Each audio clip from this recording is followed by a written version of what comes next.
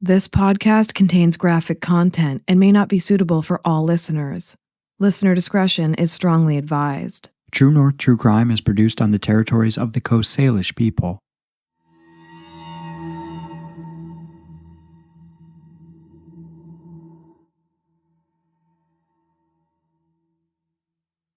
You know, if my brother had decided, hey, I just want to go start a new life, fresh start, and just start over, I would be like, I support you, brother, but can you tell me that you're okay?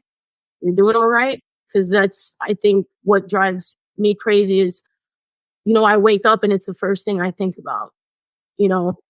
Is today going to be the day that we might hear something, that maybe we might hear from Nick, or that we may get closure? And even though, we don't want there to be something bad that happened to Nick, obviously, that is not something, and this is what is really horrible, I think, about dealing with this if you haven't. And the uncertainty is that the last thing you want to hear is that your loved one is not, that they're not with us anymore, And so there's a constant fear of, anytime the phone rings, anytime someone says, he wants to talk about it, and it's a lot emotionally to carry, and the uncertainty is definitely, your mind will start just thinking of anything humanly possible that may have happened, and you just want to dot your I's, cross your T's, turn over every stone, just everything that you can possibly do, and like my dad told me, because he told me, he came out to Canada and he's like, we're not stopping until we know what happened to Nick. We're not stopping, period. It's not an option for us.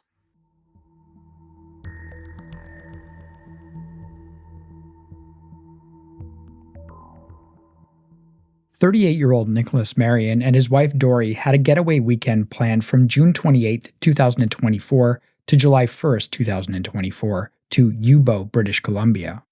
They were planning on attending the annual music festival Laketown Shakedown at nearby Laketown Ranch in Lake Cowichan.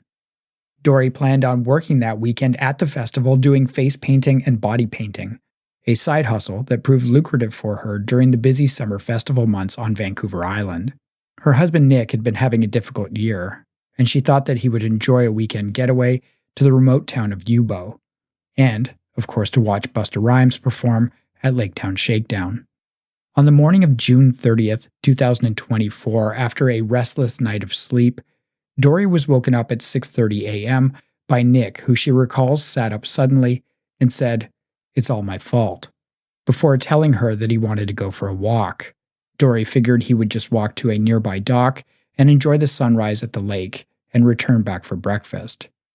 But Nick did not return, and he has not been seen since.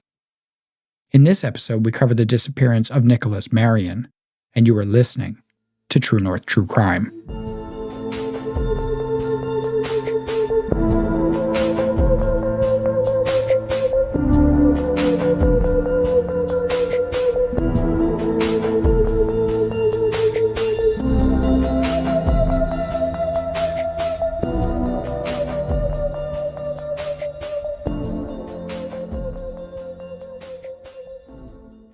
Hello, everyone, and thank you for joining us on this episode of True North True Crime. I'm your host, Caitlin, and with me, as always, is my co-host, Graham. In today's episode, we are joined by a number of different people to help us tell Nicholas's life story, as well as the events and timeline of his disappearance. We were able to speak to his wife, Dory, as well as his sister, Cola, and his father, Carl. First, we would like to thank all three of them for taking the time to sit down with us and help us, as well as our listeners, get to know Nick and how his disappearance has impacted them. As our listeners know, we believe it's important to include the voices of family members in our episodes whenever possible. It is their story to tell, and no one can express what they're going through better than they can. We are honored to provide a platform for loved ones to share their experiences with a compassionate audience. Thank you for listening, and please remember to be kind in the comment sections as family members do read them. We put this episode together using publicly available news articles and in interviewing Nick's family members.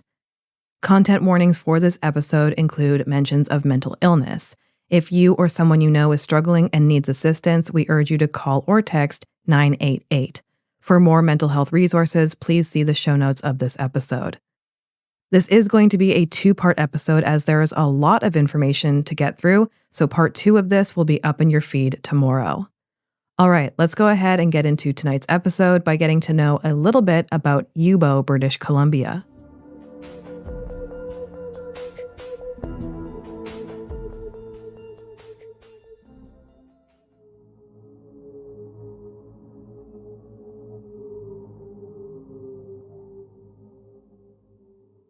Before we get to know more about Nick Marion, we feel it's important to introduce our listeners to the area where Nick went missing from on the Canada Day long weekend of 2024.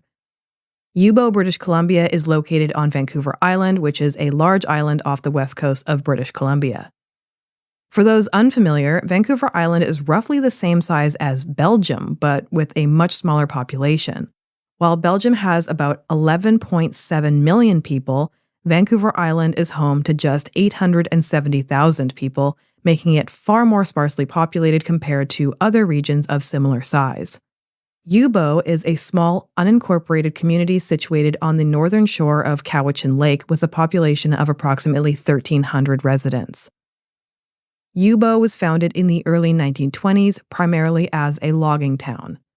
The community developed around the timber industry, with a sawmill being a significant part of its economy until that sawmill closed in the 1980s.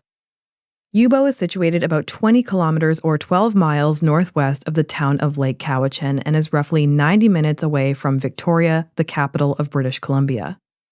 The area is known for its stunning natural beauty, featuring forests, mountains, and, of course, Cowichan Lake, which is one of the largest freshwater lakes on Vancouver Island. Cowichan Lake is huge, and we feel this is important to point out to listeners for reasons that will become obvious later. It's approximately 32 kilometers or 20 miles long and has a surface area of 5,700 hectares or 14,100 acres. It has a maximum depth of about 40 meters or 130 feet. Also of note is that beneath the surface of the lake are structures and debris from the old mill that once stood on its shores. This makes it difficult to use sonar to detect large items below the surface. We would highly recommend searching Youbou, which is spelled Youbou, and Cowichan Lake on Google Maps to get a visual idea of how rural and vast this area is, either during or after listening to this episode. Now, regarding the outdoor music festival that Nick and Dory Marion attended in the area on the weekend of June 28th to June 30th, which is called Laketown Shakedown. This music festival began in 2018 and has featured some well-known artists such as Trooper, Snoop Dogg, Incubus, Smash Mouth, Wu-Tang Clan, Shaggy, and most recently Gwen Stefani and Busta Rhymes. It's a 3-day event that people come from all over the country to attend, and it's held on the Laketown Ranch property in Lake Cowichan. The festival grounds are about a 10-minute drive from where Dory and Nick were staying in neighboring Youbou. It was reported that Gwen Stefani, who performed on June 30th, 2024, the same day that Nick went missing, had a crowd of about 7,000 people. So that puts into perspective just how many people were in the area at the time. Nick Marion was born on March 25th, 1986, and grew up in Orlando, Florida. He has a brother and a sister, Nicole, who goes by Cola. You'll be hearing from Cola throughout this episode. Nick and Cola had a pretty interesting childhood compared to others, as they both got exciting opportunities at young ages to perform. Nick was a dancer for Walt Disney World, and Cola was on a children's TV show called Dooley and Pals. Here's what Cola remembers about Nick in their younger years. He was very hyper as a kid. He had a lot of energy. And in the neighborhoods, so I always tagged along because I was the annoying little sister, truly. And but he always looked out for me, like big brother, protective, super protective over me, like just out and about, because I was very tomboyish, so I always wanted to challenge all the guys and stuff. So he was always like, yeah, my sister is going to play football, and he was very like, alpha, but also life, definitely what you would say, like life of the party. So he's always had kind of that personality ever since he was a kid. He's just like kind of in the limelight, Carl, Nick's dad, gave us an idea of what Nick's dreams and aspirations were, both as a child and as a teenager. Well, he was very outgoing as a kid. He was in the sports, so he was always in the Pee Wee football league, the basketball, and just really, really good social life. Um, Even at a young age, he started out with a number of friends, and he just was that kid that was outgoing all the time, funny, uh, just loved life. And as a kid, like I said, he was super outgoing. He danced for Disney World in Orlando for like 3-4 years straight, and he loved it. So yeah, I mean, he started out as going to school, wanting to get an education. Um, he wanted to play football. That didn't work out after high school, but he went into education and said he wanted to become a business owner. I mean, that's always, at least when I spoke to him, that's what he always portrayed to me. Said he wanted to have his own businesses and just do something for the world. We also spoke with Dory, Nick's wife, for this episode to gain her perspective on his early years. While Dory provided some valuable insights, she felt it was more appropriate for 𝘥𝘰𝘦𝘴 and Carl to share most of the details about Nick's childhood, since she only met him in 2019 and can only share what she's been told. So here's Dory. Yeah, so Nick grew up in Orlando, Florida. He's mixed. His mom is white. His dad is black. They were both when they met. His dad and mom were both entertainers, and so the two kids, Nicole, who goes by 𝘥𝘰𝘦𝘴, and Nick, both had quite an interesting childhood. 𝘥𝘰𝘦 was a television actor at a young age, and a singer, and rapper. And Nick ended up getting a pretty exciting opportunity to dance professionally for Walt Disney World. I believe at quite an early age, he started taking very traditional dance classes, tap, ballet, jazz, modern. So they both had quite an entertainment kind of, family. His dad had been a rapper at one point as well. I understand. I don't. It's not fair for me to express his childhood experiences because I'm seeing them through the lens of his view on them or how he's expressed them to me. But he definitely described his childhood as being very complex. When Nick was around 18 or 19, he had a son named Jordan. That relationship didn't work out, and unfortunately, Nick wasn't able to be in his son's life as much as he had wanted. Here's Dory with more on that. Nick describes Jordan as the only person in the whole world he owes something to. Unfortunately, he was not. Jordan's mother and Nick didn't really work out, and they definitely had a very unhealthy relationship after they broke up. I feel like Jordan has been kind of alienated from Nick, and he's felt kind of sad that he wasn't able to have more of a relationship with him.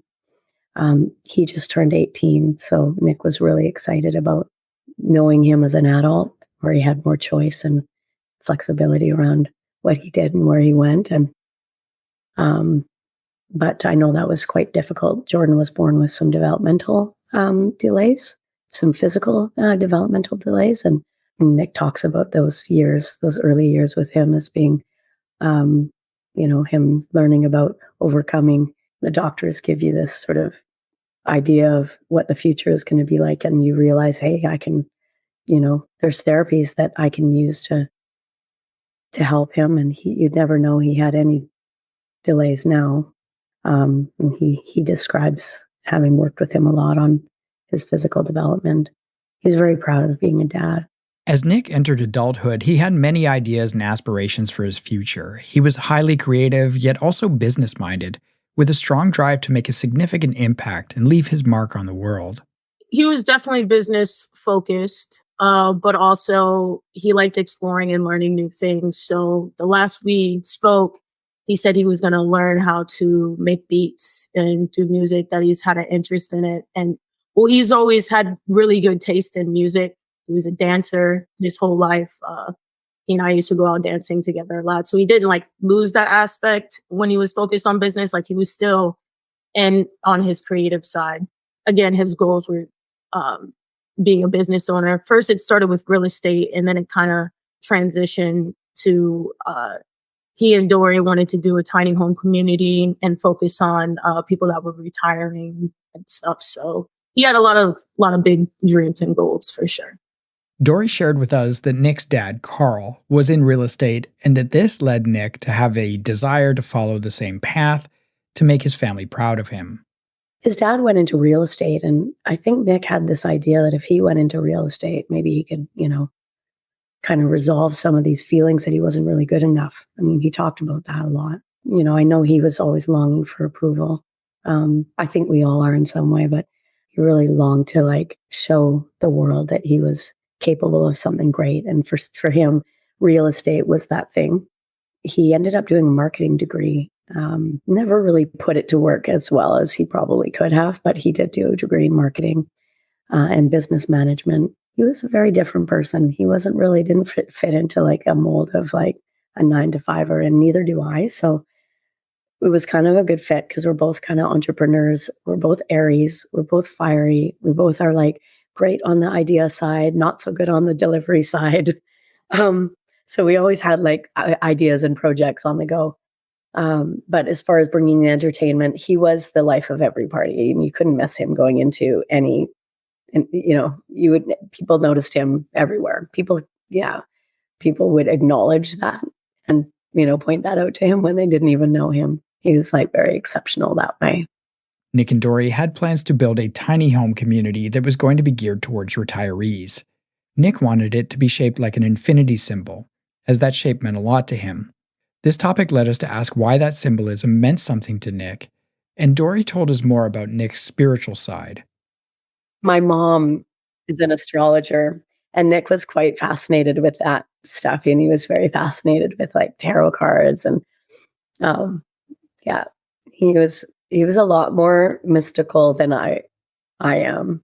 Very much interested, very, very much longing for that deeper meaning in life, like spiritual meaning. And at times it was really great and like beautiful. And, his explorations were really great. On the flip side, it sometimes had him going down rabbit holes of like conspiracy. And, we would have philosophical debates. He saw himself as like a pharaoh reincarnated, and I saw myself as a speck of stardust, and we would have these conversations about philosophy because we had kind of different ideas around that. Nick was raised in a very religious family, so he was he had quite a strong sense of something greater. As you may have heard in that past, Dory mentioned that Nick saw himself as a reincarnated pharaoh. So we think it's important to mention here that Nick resonated with ancient Egypt and Egyptian symbolism. He even had a number of tattoos on his body, like an ankh and a pyramid. We will be posting multiple photos of Nick Marion as well as his tattoos to our social media accounts to accompany this episode release for folks to take a look at. Czech News reported on July 13th, 2024, 12 days after Nick went missing, that he wasn't quite acting like himself and that family and search volunteers were worried about his mental state. This led us to ask Kola, Carl, and Dory about whether Nick had a history of mental illness. Here's Carl talking about what he recalls as the family's first experience of Nick struggling with his mental well-being back in the United States a number of years before Nick met Dory. I believe Cola's going to know a lot more about that. I've only had one experience with Nick is when he came and visited me in Texas. And I want to say that was about 8 or 9 years ago. Okay. So, and it was during a dramatic situation. Basically, he was having, I guess he had already made up his mind to divorce his first wife. So I don't think that sat really well, even though he was putting on a good front that he was going to be okay and this and that, but that meant that he wouldn't have opportunity to see his son a lot. And to me, that's kind of what drove him there during that. And that's the only real experience that I've ever seen or been privy to. So, from what the family recalls, Nick did have an instance of being checked into a hospital for a few days due to some sort of mental health episode. Whether or not he left the situation with any sort of formal diagnosis is not something we could confirm. But this hospital stay was at least partially prompted by his first marriage breaking down. Dory shared with us what she knew about Nick's mental health episode that occurred in Texas before she met him. Again, this is third hand. So in his 20s, he had an episode and he was with his sister and he was in Texas and the episode landed him in the hospital. And I wasn't there for it and I can't really speak to it, but yeah, it sounded similar to when I brought him to the hospital in April, saying weird things, paranoid delusions. And then he said his mom came and took him back to Orlando from Texas. He said it took months for him to stop being paranoid. That was in his 20s, mid 20s. I'm not sure the exact period, but so according to his stepdad, who works at the hospital, he had a diagnosis, but he wasn't medicated. He may have been given medication at the time of his release, but he didn't ever stay on it. Nick came into Dory's life in an unexpected way. Dory was living in Victoria at the time, and Nick was living in Orlando. Dory had traveled to Orlando on a business trip, and the two had a chance encounter. We met in Orlando. I used to work at Royal Roads. I was the executive director of the Student Association. We met by absolute fluke. I was looking for an Uber, and I think I was taking care of the students that were visiting, and one of the students had been, we're talking like 20-year-olds, had been, drinking a little. And I was standing there just paying attention, and I must have looked a little concerned because Nick walked up to me and said, "You okay?" I looked at him and was like, "I'm looking for an Uber, leave me alone," kind of thing. And he said, my cousin drives an Uber. And the cousin was trying to help the student who was at the time talking to a homeless guy. And so he noticed her in what he thought was probably not the healthiest environment, being a drunk young girl. And so he was he'd gone over to her and was anyway, ended up getting a ride back to our hotel in an Uber. And we talked the whole way back and we didn't even exchange our number or anything, said goodbye. And I left my cell phone in the Uber, but it wasn't like I hadn't booked the Uber. He just drives Uber, but he was off the clock. So I couldn't contact him. Anyway, that's how we ended up reconnecting because my phone was in their car. So they found me. And then we had lunch the next day and stayed in contact. And about 3 weeks later, my friend's son was playing his last game of his 4-year career with Notre Dame, Abbotsford boy, Chase Claypool. And this was right before he got signed to the Steelers. And she said, "Do you want to go to Orlando with me?" And I was like, it's interesting you say that. I met somebody and I really do want to see him again. So, so that's how we met. And he moved to the West Coast, to Sacramento, and kind of the rest is history. So Nick and Dory met the old-fashioned way, in a real-life meet-cute situation. The two eventually got married in the United States before Nick joined Dory to live in the James Bay neighborhood of Victoria, British Columbia. We're now going to take a quick break to hear from our sponsors.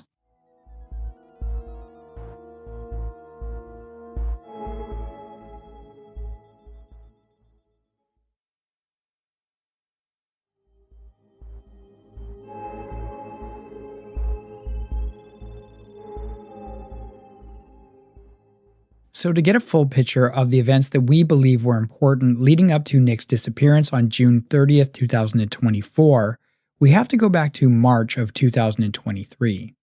Now, this is when Nick's mother got sick. Well, let me just back up just a little bit. Nick's mom got sick in March last year.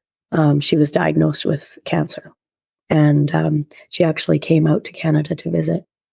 Her mother's from Newfoundland. So Nick always thought of himself as Canadian. he got accidentally relocated to America. But anyway, she came to visit, and her treatment wasn't going well, and she really started to take a turn around just before Christmas. It started to look really like not great. And on March 1st, she passed away. Nick had a very complicated relationship with his mom, but he loved her, and I think he probably held a lot of guilt around her illness. I don't believe that it was warranted, but he carried a lot of guilt. He felt very responsible that he let her live an unhealthy lifestyle, and he could have maybe been more, engaged. She lived a very happy life. From the time I knew her, she was, surrounded by friends and a big family, was loved. But Nick just thought there could have been something he could have done. Just a year after his mom initially got sick and was diagnosed with cancer, on March 1st, 2024, she passed away. Now, of course, the loss of a parent is one of the worst moments in most people's lives, but there was an added complication for Nick. We'll let his sister 𝘥𝘰𝘦𝘴 explain. When he went through that episode, it was triggered by obviously a huge stressor in life. And then this would be the second big life change stressor that he's gone through that may have triggered, if he was in an episode when he went missing, would be the loss, because our mom passed in March, and he wasn't able to come visit her when she was sick because of things going on in Canada. He wanted to, but he is not legal in Canada, so he could not come to see my mom.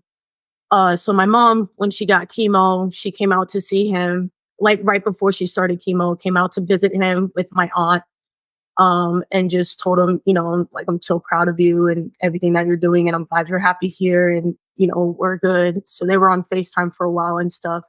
I do think, it bothered him that he couldn't be here with her, but they were on FaceTime and communicating the whole time up until my mom wasn't able to verbally speak, because it was just towards the end there.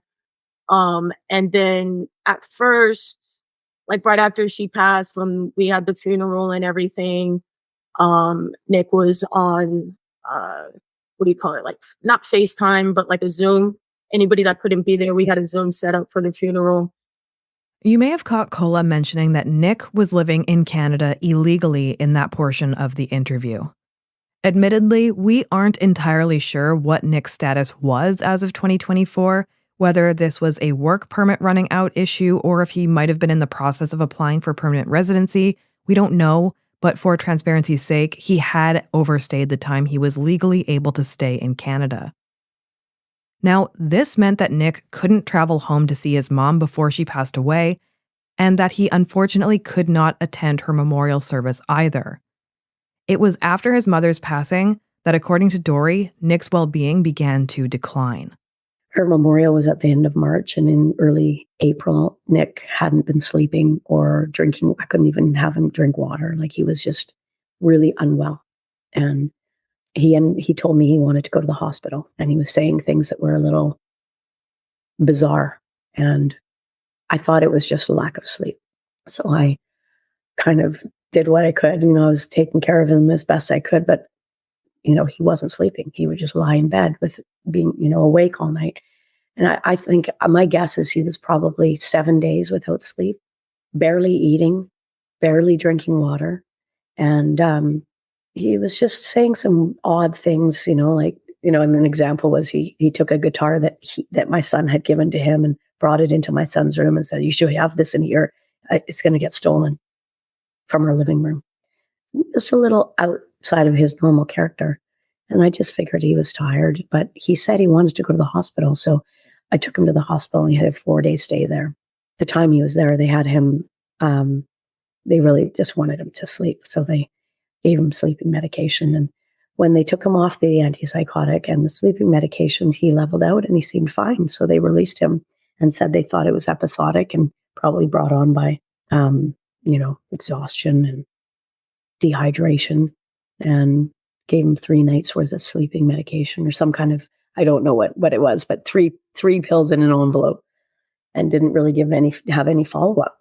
And he really did seem to rebound and seemed pretty good. After Nick's 4-day stay at the Royal Jubilee Hospital in Victoria, he returned home and Dory said he seemed to level out a bit. But before long, his behavior began to change again. Nick was a very social person and liked to stay connected to his loved ones as a rule. He would normally call a few of his family members weekly, but all of a sudden, the communication stopped. Here's what Carl and Kola remember about the last time that they spoke to Nick on the phone. I spoke with Nick in May, or the month before he went missing. And that's when I learned about the hospital thing. But I didn't, again, I wish I would have pressed him more on it. He just didn't want to talk about it. And I didn't want to push him on it because I hadn't heard from him for a couple of weeks before that. So I was like, oh, I'm just glad we're talking now. And I'm just been wanting to check on you because I know, with the loss of your mom, I just want to make sure you're all right. And, and he was like, yeah, I'm good.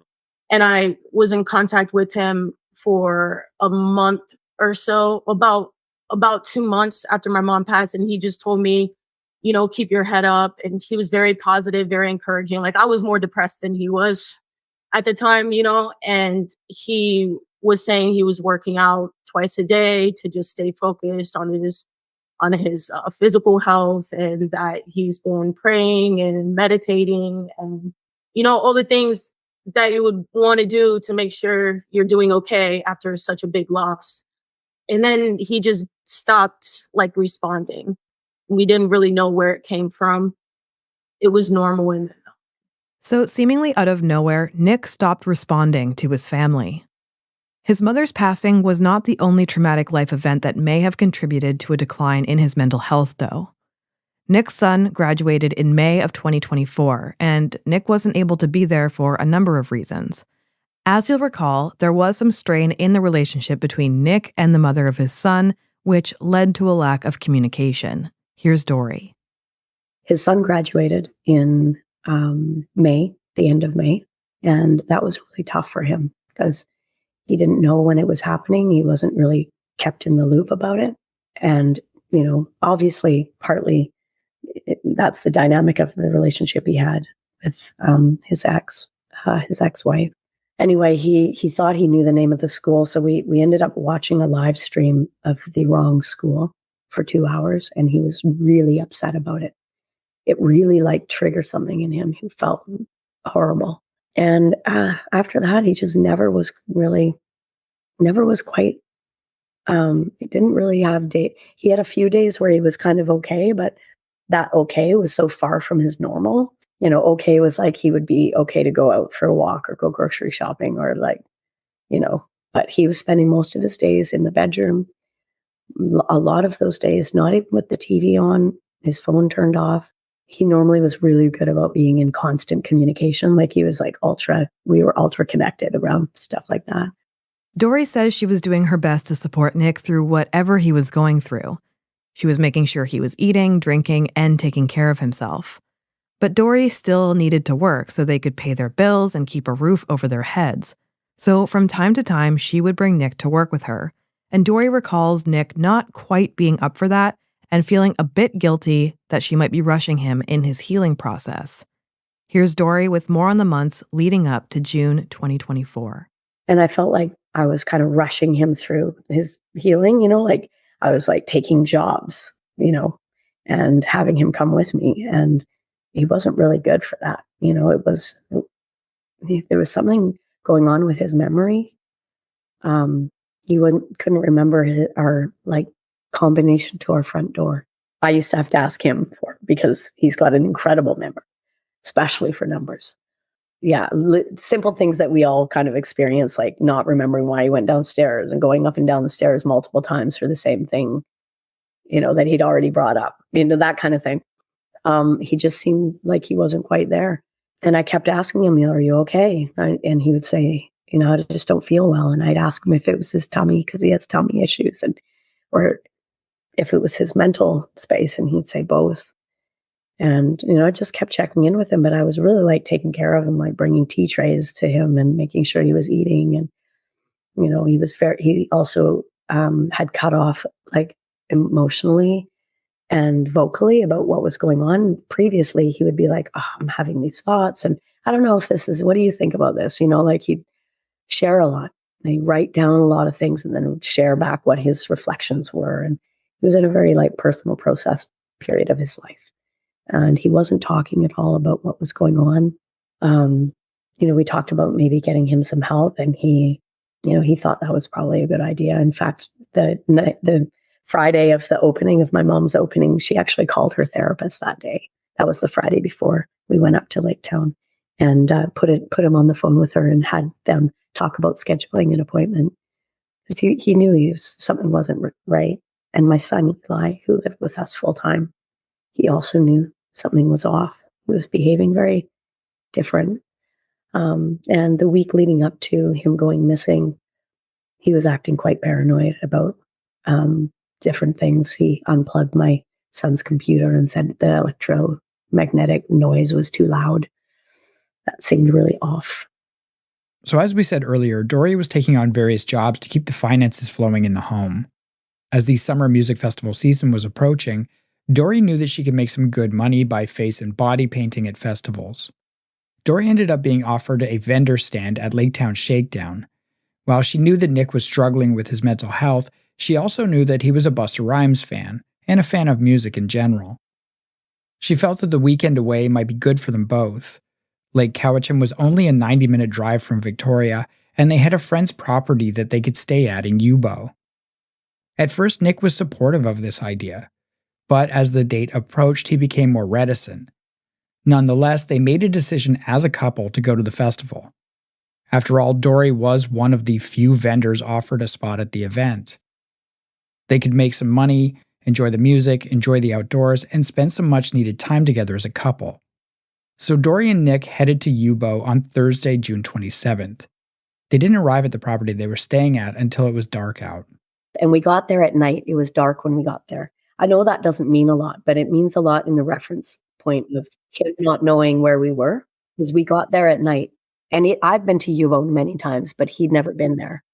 When you go through Youbou, the town proper of Youbou, there's like a pub and a gas station and a cafe. And there's a fire hall, right? And there's a church. It's very small. And as you continue past that, you end up pretty instantly in a dead zone. There's no cell service. Now, we've already spoken a bit about Youbou, but this feels like a good moment to really hammer home that this place is small. It's remote, there's not a lot there. When you drive into town on Youbou Road, there's a small mini-mart on the right, and then there's a lot of residential homes and streets. There's no big box stores or branded gas stations. Everything is local mom and pop owned business. It's one of those places that you drive through waiting to hit a bustling downtown street or area, but that never comes, and then all of a sudden you're back into wilderness.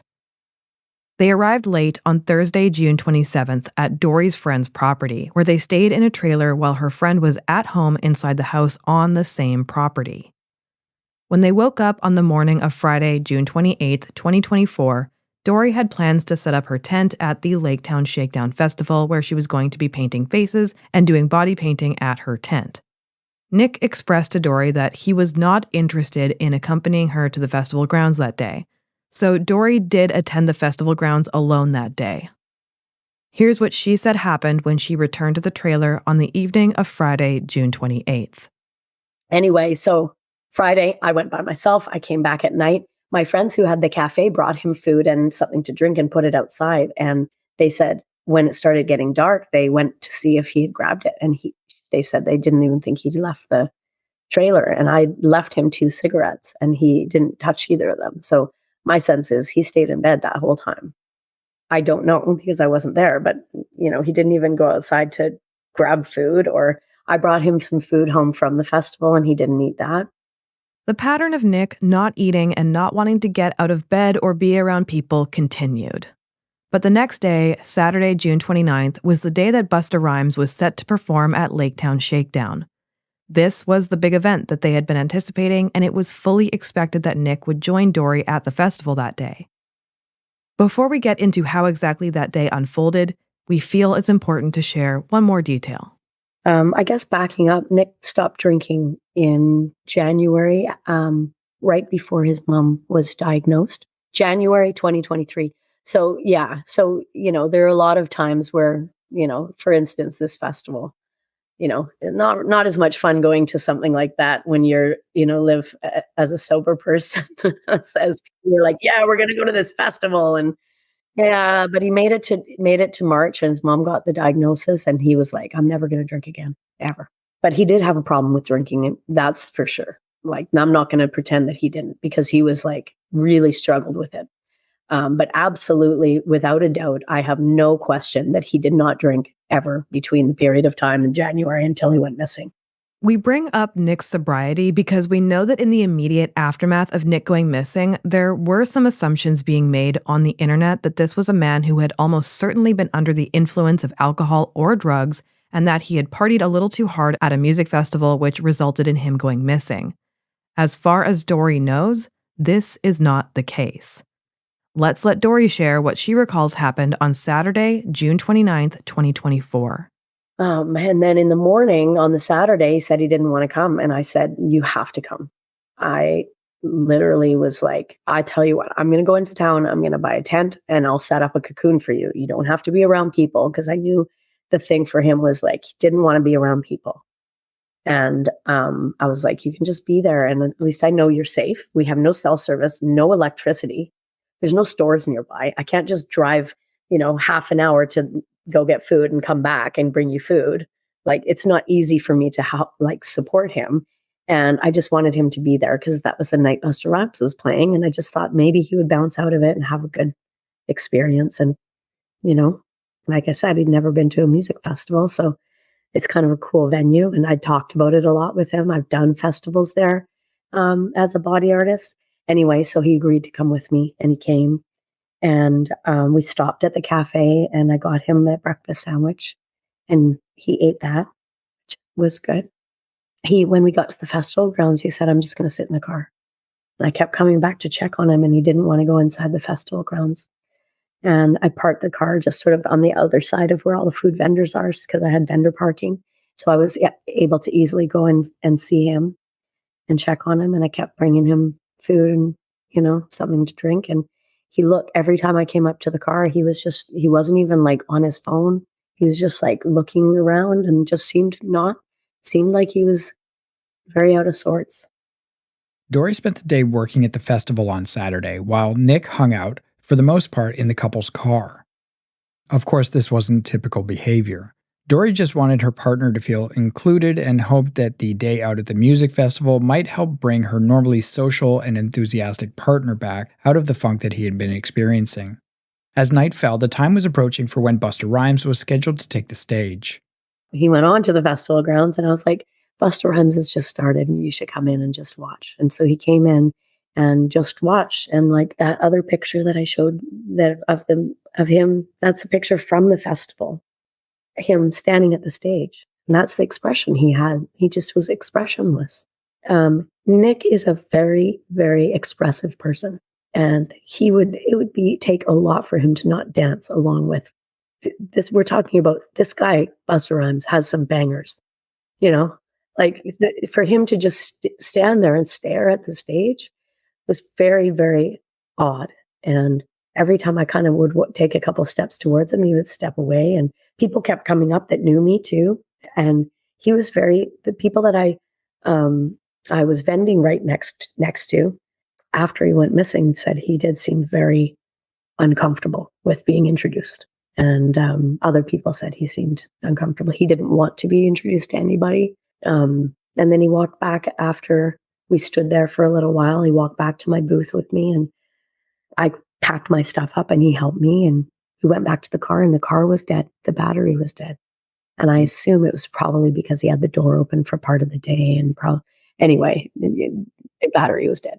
He just was not himself. That's all I can say. I mean, of course I was worried about him. At one point on the Saturday, when I went to the car and sat there, I said, I know you're struggling, and I know you want to get help. So let's get through. Canada Day was the Monday, right? And we were working with Rifflandia. They were producing the Victoria Canada Day, and they gave us a spot, which is pretty. There's no vendors at Canada Day, so that was pretty special. So I was like, once we get through Canada Day, we'll focus on, getting help. And you need to talk to somebody. And he was in agreement. It wasn't like he didn't feel like, he wasn't avoiding it. He knew he was not well.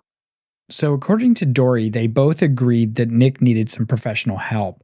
Dory promised her partner that once they got through the jobs that she was scheduled to work that weekend, that their primary focus when they got back home would be to get Nick the help that he needed.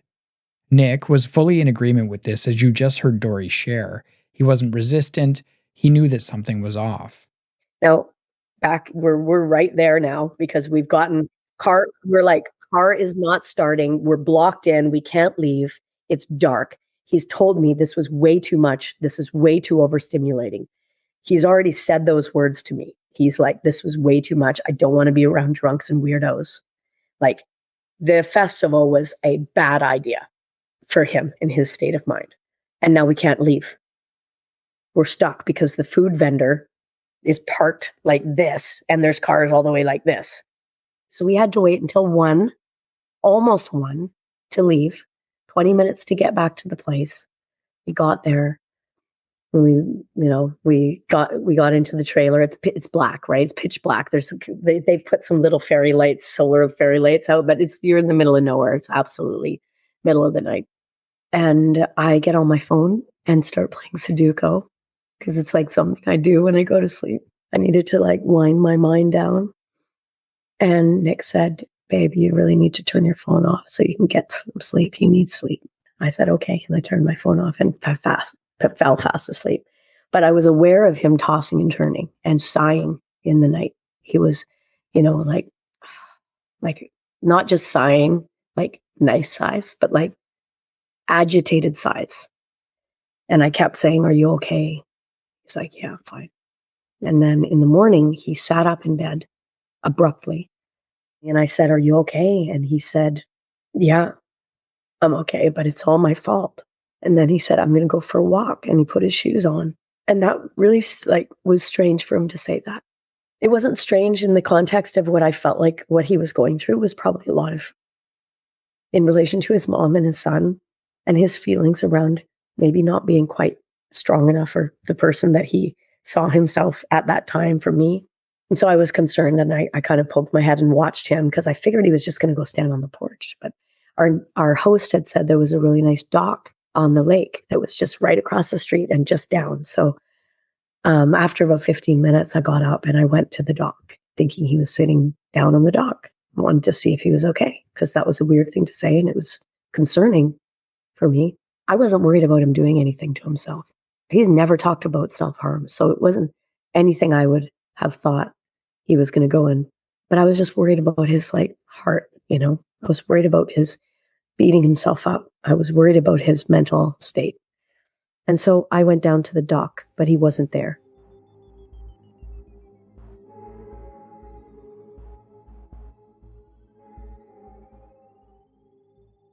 So in the early morning hours of June 30th, 2024, Nicholas Marion left the trailer to go for a walk. He never returned from that walk.